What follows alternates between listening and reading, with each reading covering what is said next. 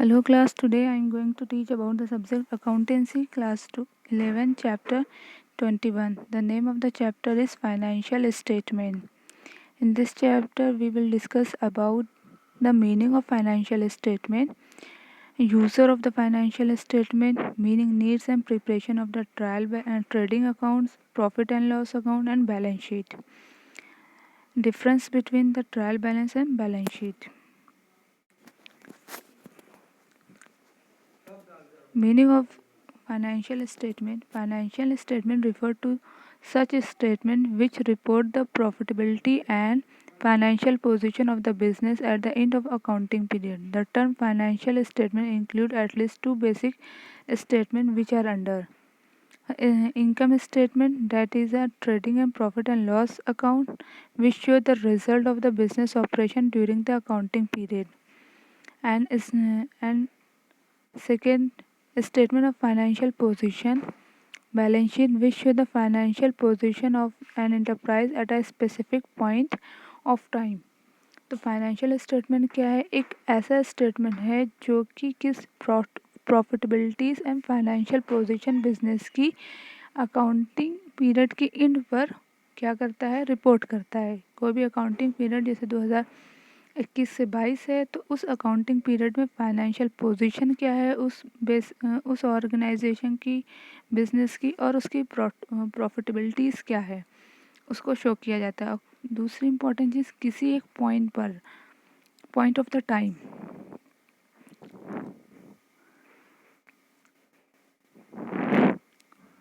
these two financial statements are termed as final account. In modern time, in addition to the offset to basic financial statement, namely a statement of the retained earning and cash flow.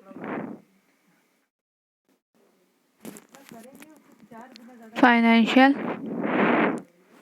In modern time, in addition to the aforesaid two basic financial statement, a statement of the retained earning and the cash flow statement are also included in financial statement. किसी का final account अगर prepare करना है तो उसमें दो और statement include होगा. एक होगा कैश फ्लो स्टेटमेंट, दूसरा होगा statement of the retained earning. उसके बाद जो फाइनेंशियल स्टेटमेंट है उसको इंक्लूड किया जाएगा. ऑब्जेक्टिव्स क्या है फाइनेंशियल स्टेटमेंट की? The trading and profit and loss account is also known as income statement. Income statement को क्या कहा गया है?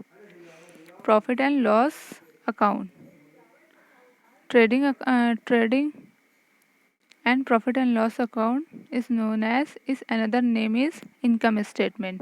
ये क्या डिटरमाइन करता है? Determine the gross profit and gross loss. Trading account जो है वो gross profit and gross loss को डिटरमाइन करता है. प्रॉफिट एंड लॉस अकाउंट जो है वो नेट प्रॉफिट नेट लॉस को डिटरमाइन करता है.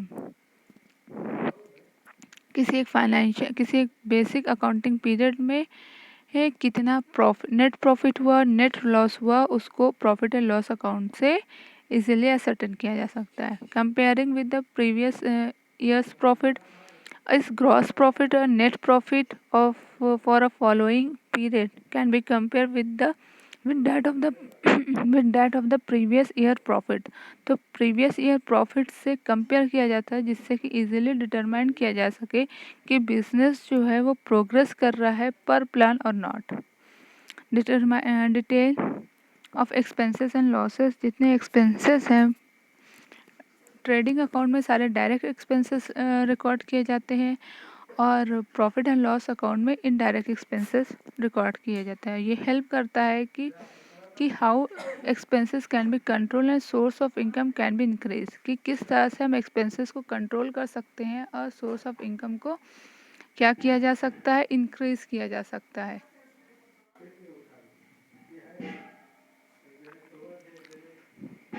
रिजर्व. रिजर्व क्या? Reserve are created out of profit to meet future uncertainties and to strengthen financial position of the firm.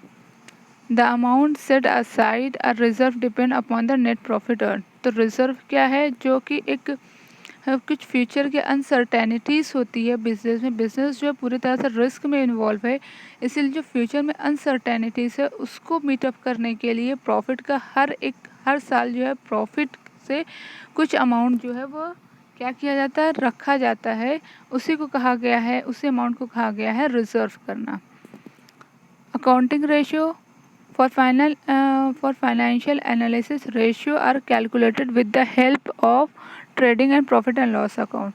Ratio का एनालिसिस किया जा सकता है किसकी हेल्प से, ट्रेडिंग और प्रॉफिट एंड लॉस अकाउंट से असर्टेन किया जा सकता है। जैसे gross profit ratio, net profit ratio क्या है, operating ratio, return on capital employed. तो बैलेंस शीट क्या है, फाइनेंशियल पोजीशन को बताता है, असर्टेन फाइनेंशियल पोजीशन। तो बैलेंस शीट क्या चीज़ शो करता है, फाइनेंशियल पोजीशन शो करता है किसी एक पार्टिकुलर डे में, और जो रिफ्लेक्ट करता है accurate value of asset and liabilities. इसी तरह से बैलेंस शीट को भी हम कंपेयर कर सकते हैं दूसरे साल प्रीवियस ईयर से, और उससे उसी के हिसाब से नेक्स्ट ईयर जो प्लानिंग करेंगे उसी हिसाब से एक्सपेंसेस किया जाएगा। Determine solvency position with the help of balance sheet. Short-term solvency of the business, ability to meet short-term liability by computing current ratio and liquidity ratio.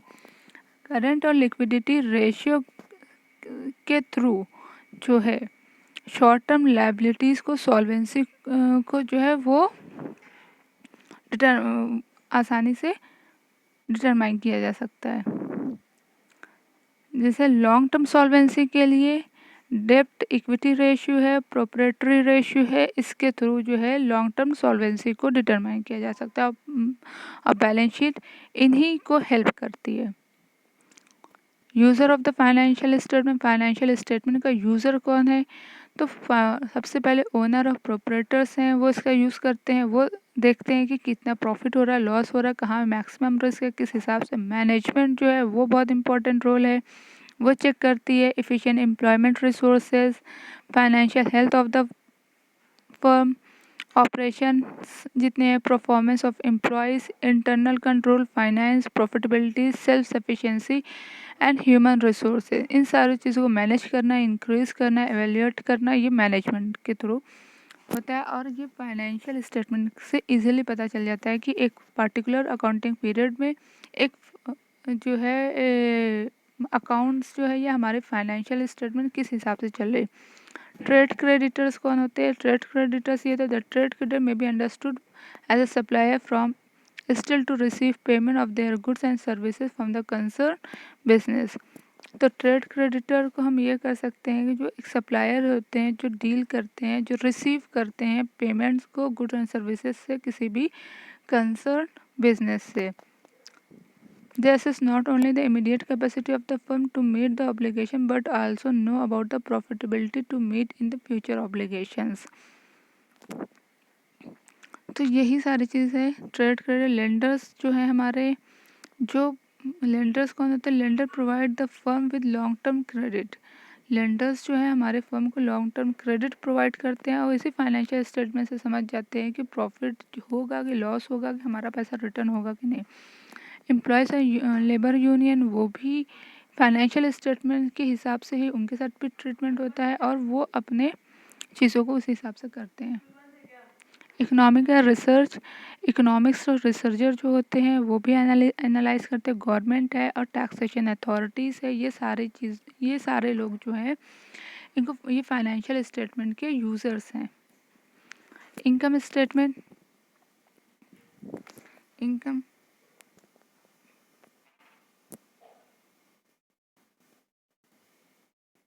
Income statement दो तरह के पार्ट में डिवाइड किया गया, जैसे अभी हम लोगों ने पढ़ा, ट्रेडिंग अकाउंट है, profit and loss account. Trading accounts क्या है, जो कि इनडायरेक्ट एक्सपेंसेस रिकॉर्ड करता है। Trading account is prepare for calculating gross profit, gross loss arising and as a result of trading activities of the business. Gross profit और gross loss होते हैं, इसमें सारे इनडायरेक्ट सेल्स होते हैं, इनडायरेक्ट एक्सपेंसेस इंक्लूड किए जाते हैं। इसके फीचर्स क्या हैं, it's serve as a first step in preparation. ये हमारे फाइनेंशियल स्टेटमेंट का पहला स्टेप है, और इसमें डायरेक्ट एक्सपेंसेस और डायरेक्ट कॉस्ट जो है वो इंक्लूड किया जाता है, और ग्रॉस प्रॉफिट, ग्रॉस लॉस को एसर्टेन किया जा सकता है। It provide opening balance for the profit and loss account. तो ये प्रोवाइड करता है opening balance of profit and loss account, the balance of the account transfer, इसका बैलेंस ट्रांसफ़र हो जाता है कहाँ, profit. It provide opening balance for the profit and loss account. ये कैसे होगा, क्योंकि जो है ट्रेडिंग अकाउंट का जो ग्रॉस प्रॉफिट है वो ट्रांसफ़र हो जाता है कहाँ, प्रॉफिट एंड लॉस अकाउंट में।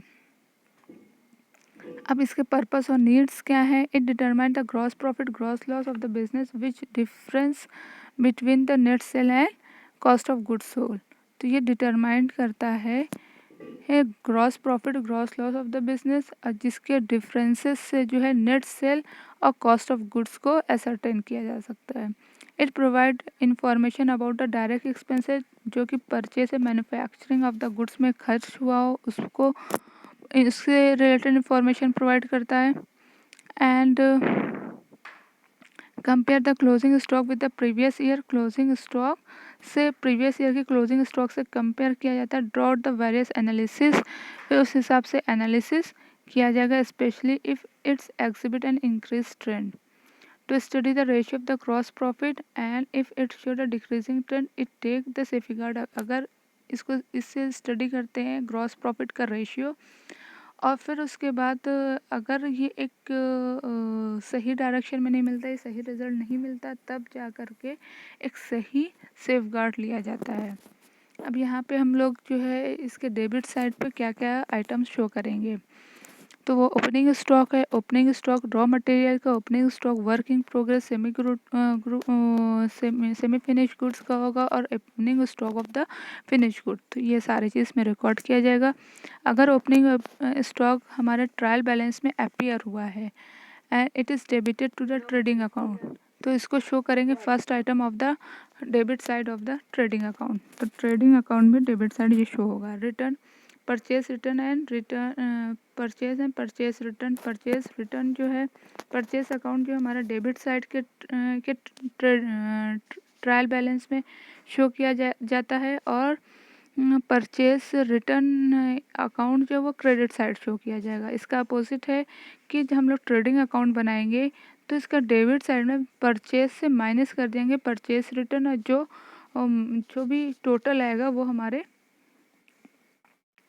किस पर होगा, डेबिट साइड शो करेगा। डायरेक्ट एक्सपेंसेस क्या है, डायरेक्ट एक्सपेंसेस वो सारे एक्सपेंसेस जो कि गुड्स को गोडाउन तक ले जाने में हेल्पफुल है। वेजेस जितने भी अमाउंट वेजेस हैं जो कि वर्कर को पेड किए जाते हैं, तो वो ट्रेडिंग अकाउंट में इसको शो किया जाएगा। अगर वेजेस में आइटम वेजेस एंड सैलरी दिया है तब वो ट्रेडिंग अकाउंट में शो होगा। अगर salary and wages just reverse word दिया है तो उसको प्रॉफिट एंड लॉस अकाउंट में शो किया जाएगा। अगर wages are paid for bringing a new machine, जब कोई नई मशीन को लाने के लिए वेजेस पे किया जा रहा है, या किसी मशीन का इंस्टॉलमेंट में कोई मशीन है उसका वेजेस दिया जा रहा है, तो वो हमारे ट्रेडिंग अकाउंट में नहीं शो किया जाएगा। Carriage and carriage inward and freight, this expenses should be debited to the trading account because carriage and carriage inward, याद रखिए कैरेज है या कैरेज इनवर्ड है, ये फ्रेट है, वो शो किया जाएगा debit side of the trading account. Manufacturing expenses, जितने भी मैन्युफैक्चरिंग एक्सपेंसेस है, जैसे कोयल है, गैस है, फ्यूल है, वाटर पावर है, फैक्ट्री रेंट है, फैक्ट्री लाइटिंग, जितनी भी चीज़ फैक्ट्री से है, क्योंकि गोडाउन है तो फैक्ट्री से रिलेटेड जो भी चीज़ होगी वो हमारे debit side of the trading account में शो होगी। Store consume they are incurred to keep machine in perfect working, इससे ऑयल है, कॉटन वेस्ट, ऑयल, ग्रीस, ये सारी चीज़ भी डेबिट साइड शो किया जाएगा। डक चार्जेस क्या होती है, वो चार्जेस जो कि जब गुड्स इंपोर्ट किया जाता है या एक्सपोर्ट किया जाता है या शिप पर रखा जाता है तो डक चार्जेस पे किए जाते हैं, वो किधर शो करेंगे, debit side of the trading account.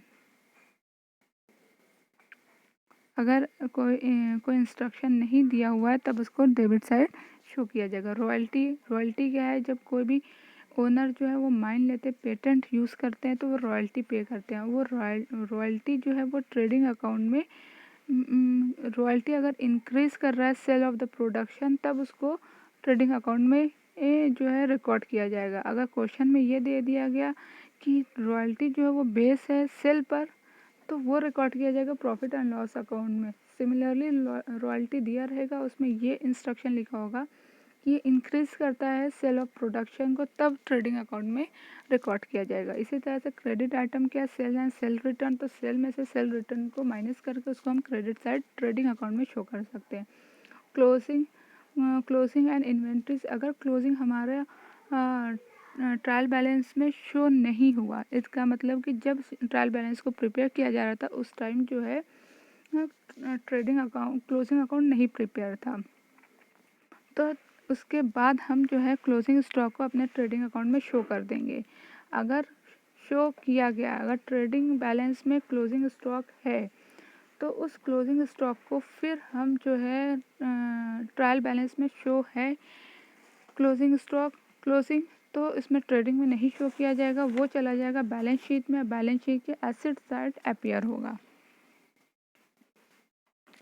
तो ये है ऑल अबाउट किसके बारे में, ट्रेडिंग अकाउंट में। और इसका फॉर्मेट है, ओपनिंग है, हम लोग पढ़े तो ओपनिंग स्टॉक जो है वो डेबिट साइड होता है, रिटर्न है परचेज है, रिटर्न आउटवर्ड वो भी हमारा डेबिट साइड होगा, wages freight carriage inward fuel basic custom duties dock dues power जो फैक्ट्री से है, रॉयल्टी एंड प्रोडक्शन है एंड ग्रॉस प्रॉफिट। इसी तरह से इसका भी एक क्वेश्चन दिया गया है, जो स्टॉक 1 लाख है, वेजेस है, सैलरी है, रिटर्न है आउटवर्ड है, फ्रेट इनवर्ड है, स्टॉक क्लोजिंग स्टॉक दिया, purchase and cash carriage inward return inward. तो हमको इस पर क्या करना है, ट्रेडिंग अकाउंट को प्रिपेयर करना है। तो यहाँ पे ट्रेडिंग अकाउंट प्रिपेयर करेंगे, ओपनिंग 1 लाख है, परचेज में से परचेज रिटर्न को माइनस कर देंगे जो कि 92,000 होगा, wages carriage inward freight inward सारी चीज़ को रिकॉर्ड करेंगे, लास्ट में बैलेंसिंग करेंगे। बैलेंस करने के बाद जो है प्रॉफिट हो रहा है तो उसको जो है डेबिट साइड लिख दिया गया, और यही चीज़ जो है ट्रांसफ़र हो जाएगा प्रॉफिट एंड लॉस अकाउंट में। फिर इसका जो है जनरल एंट्रीज है, जनरल एंट्रीज जो है आप लोग जो पुराना प्रोसीजर उस हिसाब से पढ़ लीजिए। डेबिट है, जितने भी एक्सपेंसेस होंगे वो सारे क्रेडिटेड हो जाएंगे, सेल्स एंड रिटर्न आउटवर्ड जो डेबिट किया जाएगा टू ट्रेडिंग अकाउंट में। फिर closing stock account debited to trading account, इसकी सारे एंट्रीज दिए हुए हैं। फिर वही ट्रेडिंग अकाउंट कहाँ ट्रांसफ़र हो जाएगा, प्रॉफिट एंड लॉस अकाउंट में। किस सिचुएशन है, प्रॉफिट में, किस सिचुएशन में, अगर लॉस होगा तो प्रॉफिट एंड लॉस अकाउंट जो है वो हमारा क्रेडिट होगा, एंड ट्रेडिंग अकाउंट जो है प्रॉफिट एंड लॉस अकाउंट हमारा डेबिट होगा, एंड ट्रेडिंग जो है वो हमारा ट्रेडिंग अकाउंट जो है वो डेबिट रिवर्स एंट्री हो जाएगी लॉस के सिचुएशन में।